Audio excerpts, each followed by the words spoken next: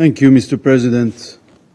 We heard the heartbreaking testimony of Eli, brother of the hostage Eviatar David, starved by Hamas. I want to thank the US and other countries for answering our call. Thank you for convening this urgent and important meeting of the UN Security Council. But we also heard here so many lies.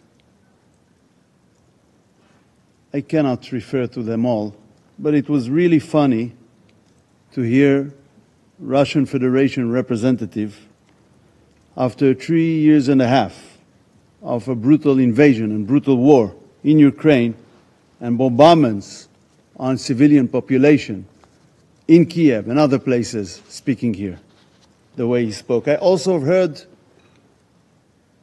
the Palestinian representative. I must say the Palestinians learned propaganda from you, from the Soviet era, and you were good teachers. The Palestinians invented terrorism as a way to promote their means, and it includes all Palestinian fractions. And until this very day, the Palestinian Authority continued to pay salaries to terrorists and terrorist families accordingly to the crime the terrorists committed. And this is how they encourage terrorism until this very day. You spoke about peace. From 1947, you had countless opportunities to reach peace. You rejected them all. I come here today as the Foreign Minister of the State of Israel, the sovereign state of the Jewish people, fighting for its existence for almost 2 years on 7 different fronts. I'm here today because our hostages are still there, starved, tortured by Hamas and Islamic Jihad in the dungeons of Gaza. On October 7th, Hamas invaded, with no reason, into Israel. It committed evil crimes like the Nazis and ISIS did. They murdered and raped women, killed children in front of their parents, and parents in front of their children. They beheaded people, burned whole families alive, took 251 hostages into cruel captivity. 50 of them are still there, starved and tortured.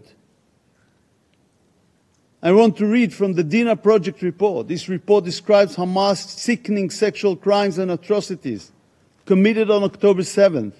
And since then, bodies were found with objects inserted into their private parts. Bodies of naked women were found cuffed onto trees. Bodies were found with signs of genital mutilation. Most of the sexually assaulted women were among the 1,166 murdered of that day. After they were raped, they were murdered. They are forever silenced. But sexual violence continued for those taken in captivity. Amit Susana was released from Hamas' cruel captivity. She described bravely how she was forced at gunpoint to commit a sexual act on her capture. This is the pure evil that Israel faces. Hamas crimes are still ongoing. This past weekend, the whole world witnessed the cruel starvation of Eviatar David and Ron Braslavsky, tortured at the hands of Hamas and Islamic Jihad. The world saw their terrible condition, bones standing out in their skin like living skeletons, looking death in their eye. Eviatar was forced to dig his own grave. You just heard his brother, Eli. Hamas and Islamic Jihad use the starvation and torture of hostages as evil tools. It's part of a deliberate and well-planned sadistic propaganda campaign. Its goals: 1, psychological terror. 2nd, an attempt to create a link between our starved hostages and their blood libel against Israel. But it's a campaign of lies. Israel facilitated huge amounts of aid into Gaza since the beginning of the war, in an unprecedented way in the history of wars. And by the way, the quantities are growing every day, if you follow that. Yet is still accused of starvation. But the truth must be told. Hamas sadistically starves our hostages while the terrorists enjoy meat, fish, and vegetables. And we saw the brother of Eviatar demonstrated that with the photo of the well-fed terrorist with Eviatar in his terrible condition. And you all saw the thick, meaty arm of the well-fed terrorist next to Eviatar, the living skeleton forced to dig his own grave. We facilitating huge amounts of aid into Gaza. No other country acts this way in war, on such a large scale, under such difficult circumstances. But Hamas loots the aid and uses it as a financial tool. We hadn't heard a word about that from the Palestinian representative. The distorted Hamas terrorists cruelly decide if and what the hostages will eat, mainly what they will not eat. Eviatar spoke of entire days when he did not eat at all. Our sick and starved hostages still have not seen representatives of the Red Cross until today, despite this being explicitly agreed upon in the hostage deal in November 2023.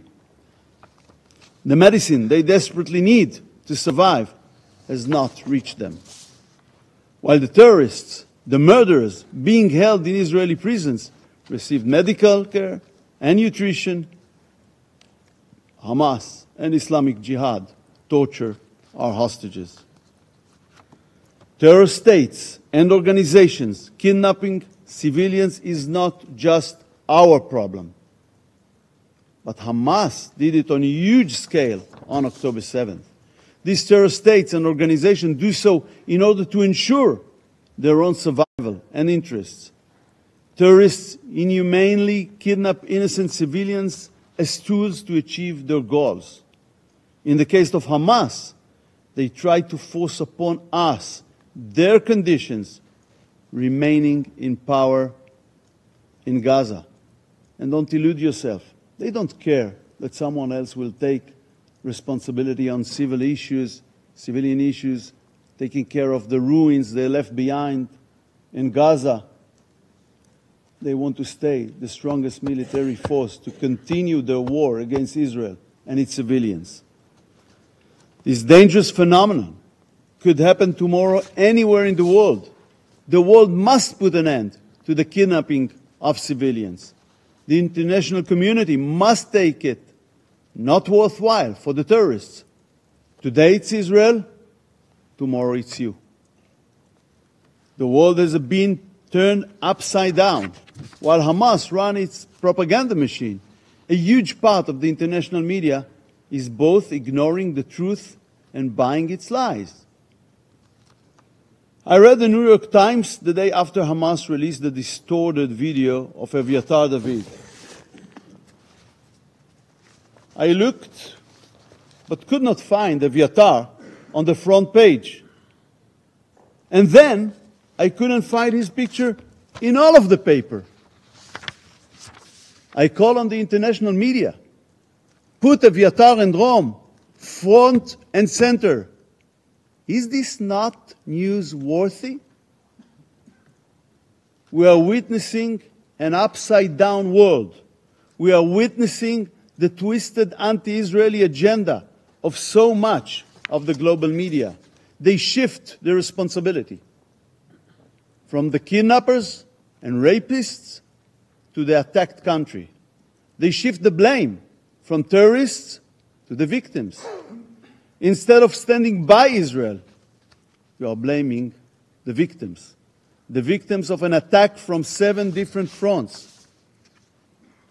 And I ask here at the United Nations Security Council, do you know what Secretary General Guterres tweeted after the horrible images of Eviatar and Rome were released? Not a word.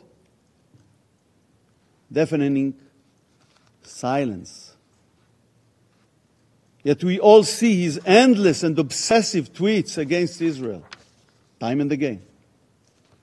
Ladies and gentlemen, what we are witnessing today is the rise of psychotic anti-Semitism around the world, flamed by modern blood libels like darkest days in history. Jews are hunted around the world simply because they are Jews. In Melbourne, in Amsterdam, in Paris. But it is not the only war on earth, but it's the only case. People are being hunted everywhere because of their nationality. Do you know of another nation fighting for its life and suffering around the world from hostility and violence?